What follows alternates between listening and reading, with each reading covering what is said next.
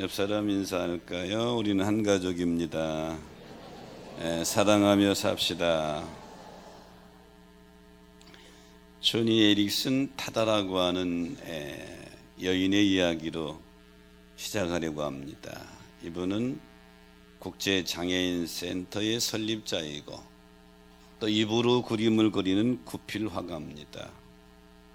원래 장애인이 아니었고요.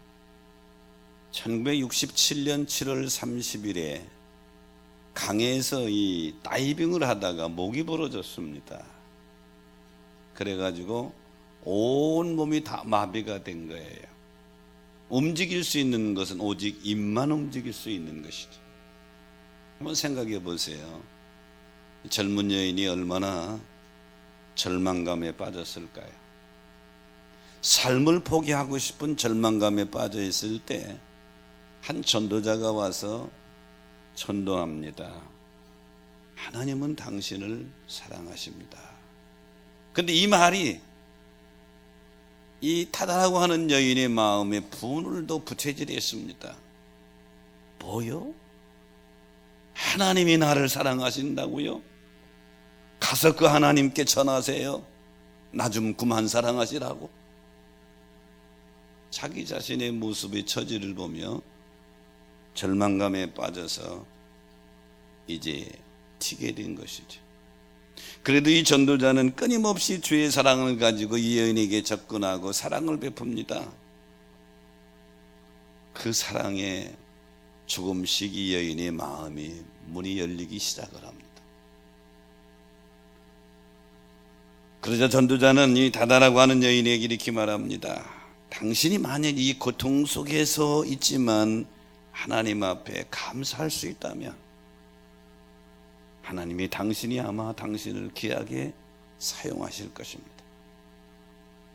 이 다다라고 온 여인이 생각해 봤습니다. 내가 원망한들 뭐가 바뀌겠는가? 그래, 한번 마음의 생각을 바꿔보자. 그리고 하나님을 향하여 감사하는 생각적으로 마음을 바꾸기로 작정을 했습니다. 그리고 억지로 하나하나 실천해가는 과정 속에 이상한 변화가 왔습니다. 온 세상이 저주스러웠었는데 이상하게 마음이 평안해지기 시작하는 것입니다. 그래서 이런 마음이 들었습니다. 하나님, 만약 하나님이 살아계셔서 저를 쓰신다면 일생 동안 원망하지 않고 찬양하며 살겠습니다. 그리고 생각해 보니까 온 몸을 움직일 수 없는데 입은 움직일 수가 있다 이 말이죠. 그래서 입술에 연필을 물고 그때부터 입으로 그림을 그리기 시작했습니다. 그리고 자기가 그린 그림에는 반드시 PTL이라고 영어로 큰 자로 글자를 써 넣었습니다. PTL이 뭐냐면 Praise the Lord, 즉 주님을 찬양하라고 하는 뜻의 약자로 내 일생 동안 주님을 찬양하며 살겠습니다 하고 입으로 그린 그림에 PTL이라고 넣었어요. 장애인이면서 입으로 그림을 그리니까 많은 사람들에게 알려지기 시작했어요. 하루는 유명한 볼펜 회사에서 섭외가 받았습니다. 당신을 광고 모델로 쓰고 싶다. 그래서 광고 모델로 계약을 하면서 하나 조건을 걸었습니다. 모든 광고 밑에 PTL이라고 써놓으면 내가 하겠습니다. 그래서 그렇게 계약을 한 것이죠. 이녀는 지금 복음 전도자로, 장애인 인권 운동가로 미국의 많은 사람들에게 선한 영향력을 끼치는 삶을 살아가고 있습니다. 사랑하는 여러분, 우리에게는 평안한 일만 찾아오는 것이 아니지요. 이 여인에게 찾아왔던 것 같은 고통도 그보다 덜하지만 여러 가지 고난과 시련이 우리 앞에 찾아올 때가 있습니다. 이때에 내가 마음이 어떻게 정하느냐, 어떤 결정을 하느냐에 따라서 우리의 삶은 달라지게 될 것입니다. 바라기는 범사에 감사하라 하는 것은 주님의 명령이에요. 감사할 수 없는 환경이지만 생각과 마음을 감사 쪽으로 돌리고 보면 그래도 뭐가 있어요. 이때 하나님께 주시는 평안함이 여러분의 마음과 가정에 넘치게 되시기를 축복합니다. 저는 오늘 12월 첫 주에 골로새서를 선택을 했습니다. 이 골로새 교회는 바울이 개척한 교회는 아닙니다. 바울이 제3차 전도 여행 때에 예배소에서 약 2년 정도 사역을 했는데, 그때 두란노 서원에서 복음을 전할 때 바울의 복음을 듣고 여러 사람이 예수 믿고 회개했는데 그 중에 한 사람이 에바브라입니다. 그러니까 에바브라는 바울의 제자이지요.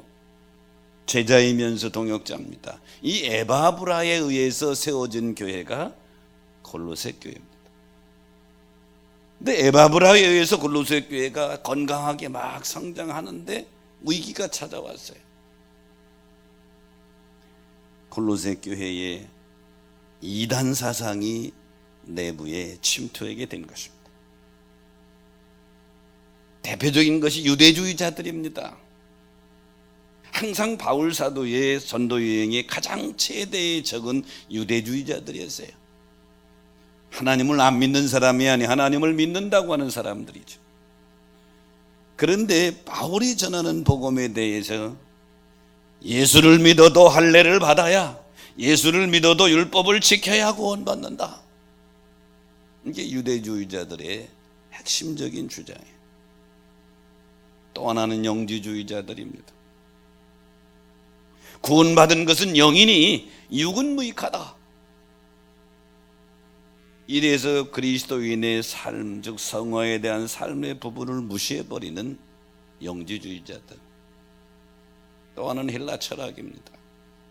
이런 것들이 뭉뚱그려져서 종교 혼합주의가 골로새 교회에 침투하게 돼서 교인들로 하여금 마음이 쪼개지게 하고 서로 반목질시하게 하고 교회에 대혼란을 가져온 것입니다. 에바브라는 이런 골로새 교회 문제를 가지고 자기 스승인 바울 사도가 지금 로마에 연금된 상태죠. 감옥에 연금된 상태인데 스승 바울을 찾아가게 되죠. 바울이 골로새 교회의 소식을 듣고 보낸 서신이 오늘 우리가 읽고 있는 성경 골로새서가 되게 되는 것입니다. 저는 오늘 골로새서 3장의 일부분을 선택했는데요, 골로새서 3장의 예고는 구원받은 성도는 위의 것을 찾으라, 구원받은 성도의 삶을 얘기하면서 그 중에 오늘 본문은 그리스도의 평강이 너희 마음을 주장하게 하라. 사랑하는 여러분, 주님이 주시는 평강이 여러분을 주장하게 되시기를 축복합니다. 이 주님이 주시는 평강은 세상에 주는 것 같지 않은, 환경의 제약을 받지 않는 평강입니다. 그래서 오늘 12월 첫 주일에 본문의 말씀을 가지고 주님이 주시는 평강 하는 제목을 잡았는데요, 주님이 주시는 평강이 우리 마음속에 넘치려면 첫째는 그리스도의 말씀이 우리 속에 풍성해야 합니다. 오늘 본문 16절에 보니까 그리스도의 말씀이 너희 속에 풍성히 거하여 이렇게 말씀하고 있습니다. 그리스도의 말씀은 그리스도께서 하신 말씀이죠. 이 말씀이 하나님 말씀이고 영생의 말씀이고 기록된 말씀입니다. 이 말씀은 뭡니까? 우리의 신앙과 신행의 표준이 되고 기준이 되는 것이 말씀인 것입니다. 우리의 신앙 기준과 표준이 세상 학문이 아니에요. 세상의 문화가 아닙니다. 내 경험도 아니고요. 신앙의 기준과 표준은 하나님의 말씀인 줄로 믿습니다. 요한복음 17장에 보면 예수님께서 십자가를 앞에 두고 기도하시는 장면이 나옵니다. 특히 17장에서 8절에 보면 제자들을 위해서 기도하시는데 이렇게 기도하십니다. 나는 아버지께서 내게 주신 말씀을 저희에게 주었사오며 저희가 제자들이에요. 예수님이 3년 동안 사역하시며 제자들에게 하나님이 주신 말씀을 그들에게 다 가르쳤다 이 말이죠. 왜? 제자들 마음속에 심령 속에 말씀이 거하도록. 오늘 본문에 그리스도의 말씀이 너희 속에 풍성히 거하여, 이 말씀은 너희 마음이 주님 말씀으로 붙잡혀라 그런 얘기죠. 여러분, 주님이 주시는 평강이 내 마음속에 가득 차게 하려면 다른 게 아니에요. 주님 말씀에 우리 마음이 붙잡혀야 될 줄로 믿습니다. 주님 말씀에 내 마음이 붙잡힐 때에 그 말씀이 나에게 평강을 주신다 이 말이죠. 사도행전 18장에 보면 바울이 제2차 전도 여행 중에 고린도에서 사역을 합니다. 근데 거기도 역시 유대주의자들이 핍박이 대단해요. 바울이 고린도에서 약 1년 6개월 정도 사역을 하는데 얼마나 힘들었는지 모릅니다. 그래도 감당할 수 있었던 것은, 그래도 기쁨을 빼앗기지 않았던 것은 사도행전 18장 5절입니다. 하나님의 말씀, 바울이 하나님의 말씀에 붙잡혔다. 오늘 이 예배에 참여한 여러분, 하나님 말씀에 붙잡히시기를 축원합니다. 어떤 말씀입니까? 18장 9절에 보니까 밤에 주께서 환상 가운데 바울에게 말씀하시되 두려워하지 말며 침묵하지 말고 말하라. 이 성에는 구원받을 자가 있느니라 이렇게 말씀하시죠. 그러므로 사랑하는 여러분, 주님이 주시는 평강이 내 마음속에 넘치고 내 삶 속에 넘치게 하려면 말씀에 붙잡혀라. 우리가 왜 매주일 예배를 드려야 합니까?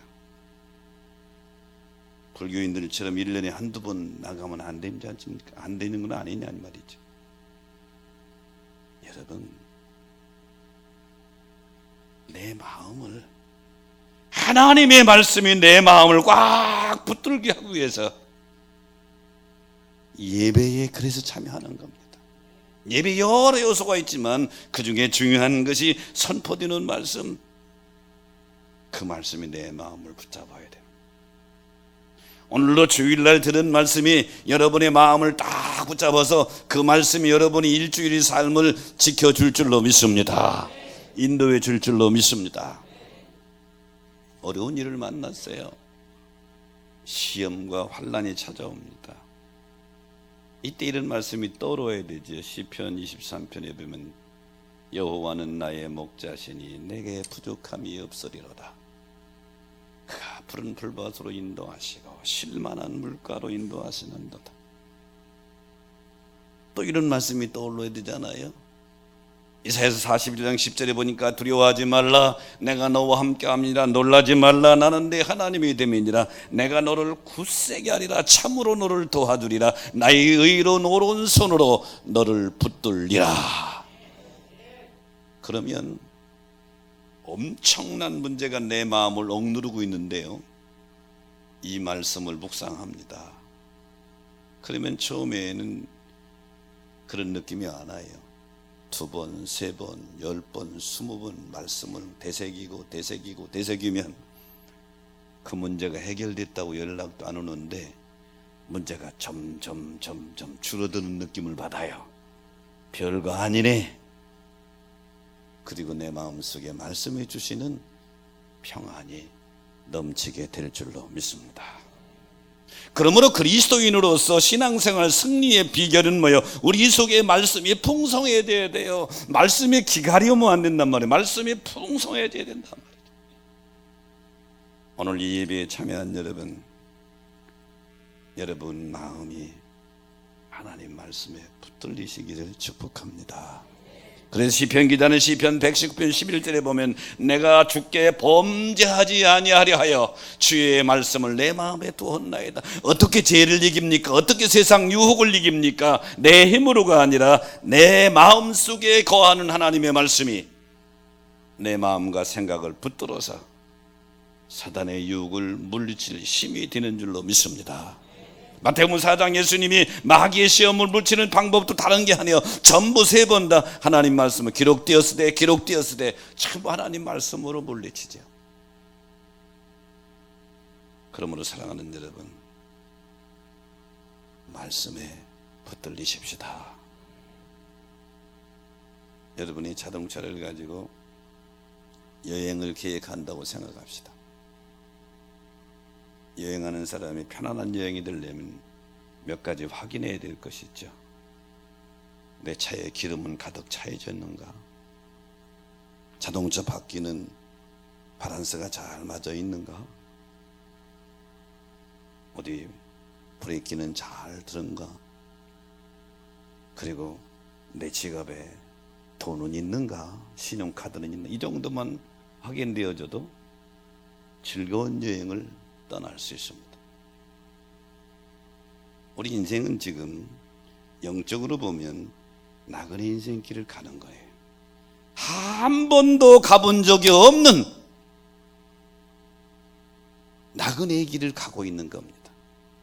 그럼 이 나그네 인생길에서 정말로 평안한 삶을 살려면 여행자가 자기가 점검하는 있듯이 우리 신앙의 여행자는 내가 지금 내 마음이 하나님의 말씀에 붙들렸는가 이것만 확인되어지면 미래에 대해서 너무 걱정할 것이 없어요. 주님이 주시는 평강이 여러분의 가정, 삶, 마음을 붙들어 주실 줄로 믿습니다. 요즘 제가 하는 일 중에 또 하나 있습니다. 우리 교회에서 하는 선교 중에, 해외 선교 중에 CPPC 사역이 있는데, 이 사역을 통해서 이미 제가 전하는 설교법을 배운 제자들이 동남아에 벌써 한 1000여 명 됩니다. 내가 은퇴를 몇 년 앞두고 뭘 할까 하다가 성경을 처음부터 쫙 지금 내가 하는 설교법대로 지금 쫙쫙 뼈대를 잡아갑니다. 하루에 1장 혹은 2장 어떤 데는 3장 시간 되는 대로 내가 이거 은퇴하기 전에 책으로 만들어서 그 필요한 선교주의 목사님들에게 번역해서 줘야 되겠다. 이게 이제 하나 꿈이 생겼어요. 열심히 합니다. 그런데 하다 보니까 내가 말씀에 붙들려요. 말씀 나누고 하다 보니까 그냥 여러분 설교가 그냥 나오는 게 아니거든요. 말씀을 읽고 또 묵상하고 읽고 할 때 거기서 쫙 잡는 건데 하다 보니까 내가 말씀에 붙잡혀 내가 수지 맞는 거예요. 사랑하는 여러분, 하나님은 여러분이 평안한 가운데 살기를 원하십니다.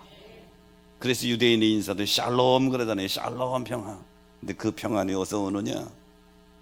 오늘 바울은 골로새 교회에 편지하면서 그리스도의 말씀이 너희 속에 풍성하면 된다.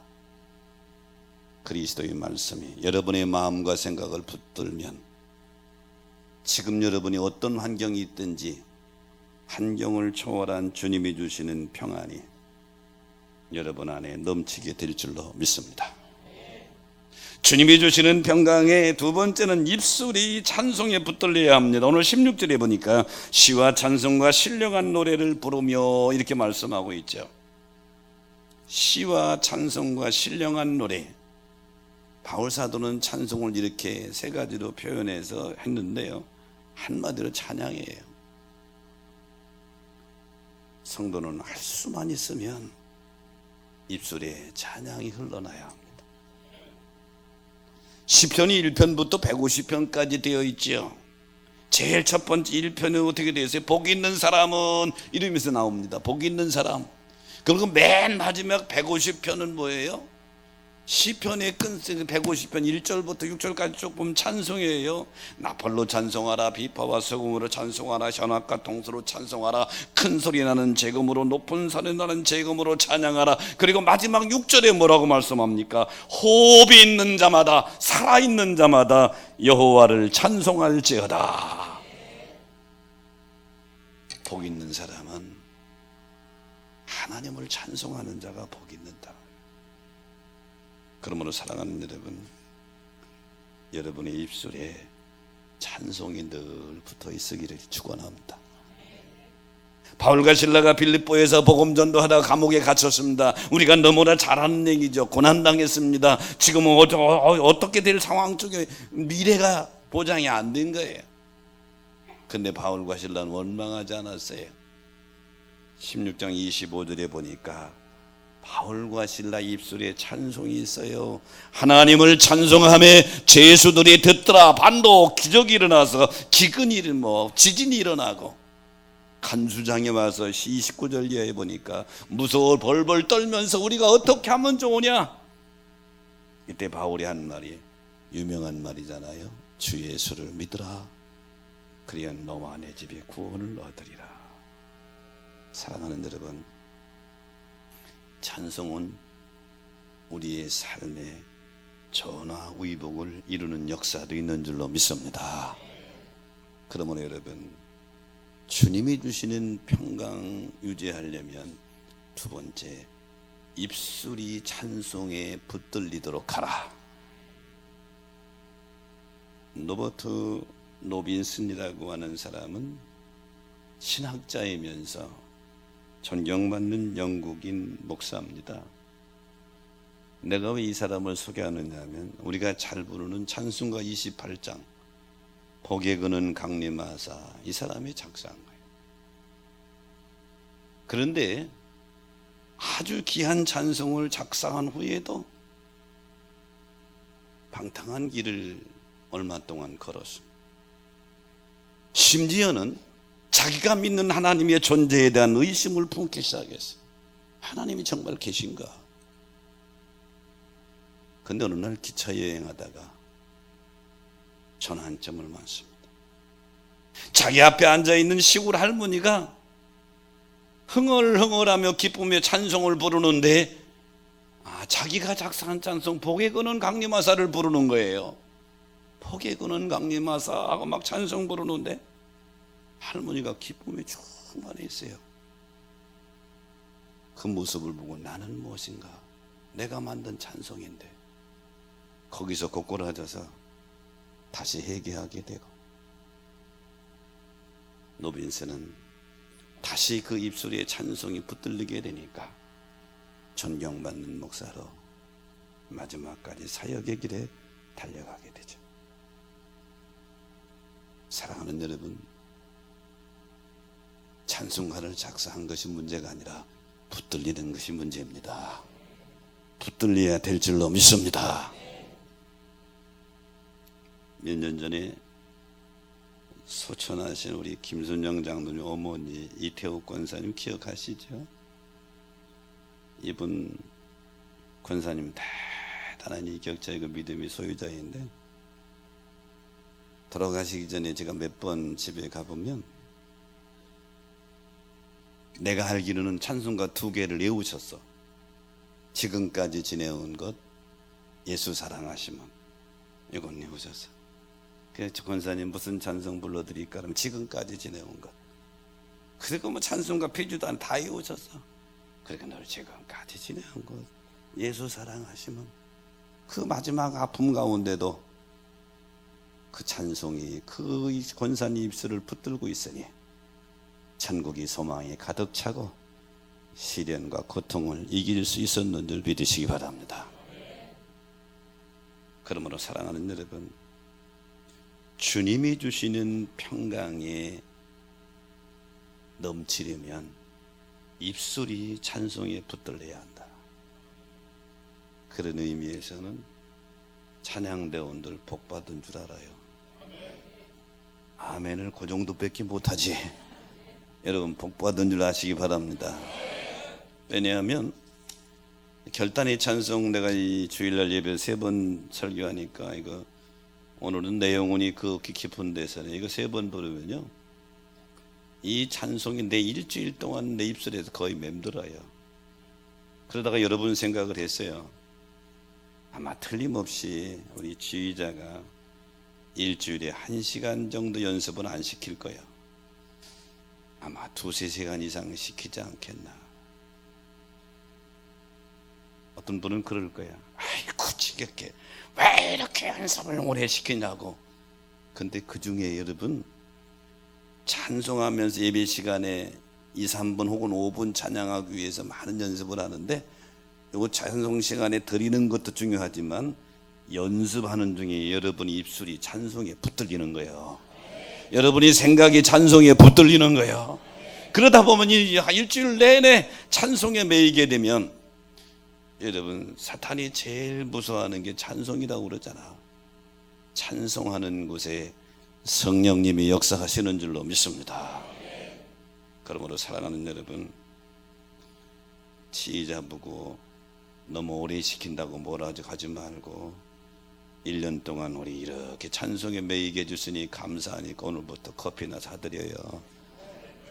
이렇게 마음의 생각을 바꾸면 얼마나 좋까. 사랑하는 여러분, 여러분의 입술에 찬송에 매어서 주님 주시는 평강이 넘치게 되기를 축복합니다. 주님이 주시는 평강의 세 번째는 범사에 감사해야 찬송의 평강이 넘칩니다. 17절에 보니까 또 무엇을 하든지 말에나 일에나 다 주 예수 이름으로 하고 그를 힘입어 하나님 아버지께 감사하라 그랬죠. 여러분, 하나님이 주시는 평강은 어디서 자라게 되느냐? 감사라고 하는 토양에서 자라게 되는 거예요. 감사하다 보면 나도 모르게 하나님의 성령이 내 마음과 생각을 지배할 줄로 믿습니다. 그래서 에베소 5장 20절에 범사에 우리 주 예수 그리스도의 이름으로 항상 하나님 아버지께 감사하래. 항상이 중요해요. 데살로니가전서 5장 18절에도 범사, 모든 일이죠. 모든 일에 감사하라. 이게 하나님의 뜻이래요. 그래서 노아는 어떻게 했죠? 홍수시판에서 가족이 살아난 다음에 노아가 제일 먼저 방주에 나오는 것은 8장 20절에 보니까 여호와께 제단을 쌓고 예배의 핵심이 감사. 여러분, 예배의 핵심이 감사인 줄로 믿습니다. 이 시간 예배의 자리에 있으면서 누군가를 증오하고 예배의 자리에 있다, 하나님 그 예배에 관심이 없어요. 예배의 핵심은 감사인 줄로 믿습니다. 감사하는 예배에 하나님 받으신단 말이에요. 노아의 감사 예배를 받으시고 창세기 9장 13절로 15절에 무지개를 주시면서 보여주시면서 이게 내가 다시는 인간을 물로 심판하지 않겠다는 내 언약이다. 그리고 무지개를 주셨다. 그러므로 사랑하는 여러분, 범사에 감사함으로 주님이 주시는 평강이 여러분 마음속에 강물처럼 흐르게 되시기를 축복합니다. 수학에는 상수와 변수라는 숫자가 있습니다. 상수는 어떤 상황에도 값이 변하지 않는 숫자를 상수라고 그래요. 상황에 따라서 값이 변하는 것을 변수라고 그럽니다. 그런 우리 그리스도인들에게 상수는 뭐냐? 감사가 상수예요. 범사에 감사, 항상 감사하는 것이 우리 신앙의 상수가 돼서 변하지 않을 때 주님이 주시는 평강이 여러분에게 넘치게 될 줄로 믿습니다. 그런 의미에서 옆 사람하고 인사해봐요. 당신 내 옆에 앉아줘서 감사해요.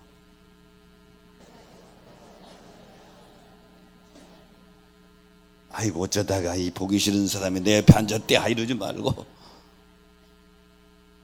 내 옆에 앉아주셔서 감사합니다. 가족에게도 남편과 아내가 서로가 감사의 언어를 사용한다면 얼마나 행복할까요? 아이고 목사님, 저 왼수 같은 거하고 사는데요, 어떻게 감사해요? 여러분, 감사의 조건을 찾아가려면 할 게 별로 없어요. 하다 보면 감사의 조건이 너무 많이 떠오르는 거. 할렐루야. 그래서 감사하라. 범사의 감사. 여러분, 우리가 아는 자석은 끌어다니는 성질이 있습니다. 이것을 자기라고 그러는데, 끌어다니는 성질. 이 자석이 모든 쇠붙이를 다 끌어당기는 건 아니에요.